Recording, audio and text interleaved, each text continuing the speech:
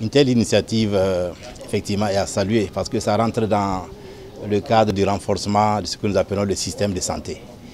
Et toute la démarche qui contribue à faire en sorte que nos services de santé soient forts et puissent délivrer des soins de qualité inclut la question des ressources humaines en santé. Et les ressources humaines en santé, c'est un des piliers de ce que nous appelons le pilier du système de santé. Donc une telle démarche qui contribue à renforcer ses capacités, donc des acteurs du système de santé, entre en droite ligne de la politique au niveau mondial. Et l'OMS appuie cette initiative et à travers le ministère de la Santé, l'OMS a tout un programme de renforcement des ressources humaines en santé et cette activité s'inscrit dans ce programme-là. L'OMS, vous savez, est le partenaire privilégié du ministère de la Santé, en ce sens que nous sommes le chef de file du secteur de la santé.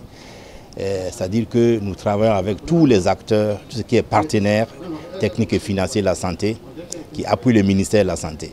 Notre rôle, c'est d'appuyer la politique nationale de santé. À travers cette politique, le ministère a développé ce qu'on appelle le plan national de développement sanitaire, qui a des priorités, et toutes les priorités sont appuyées par l'OMS, en coordination avec les autres partenaires. Donc cela va de la lutte contre la maladie, et également la question du financement de la santé qui est extrêmement important. Et dans la lutte contre la maladie, vous avez les épidémies. Donc vous savez que l'OMS joue un rôle important lorsqu'il s'agit d'épidémies, donc gestion des épidémies. Vous avez aussi ce qui concerne la gestion des données sanitaires. C'est extrêmement important. Sans des données de qualité, on ne peut pas prévoir, on ne peut pas estimer, on ne peut pas comparer les pays. Donc nous travaillons à ce que le pays ait des données de qualité.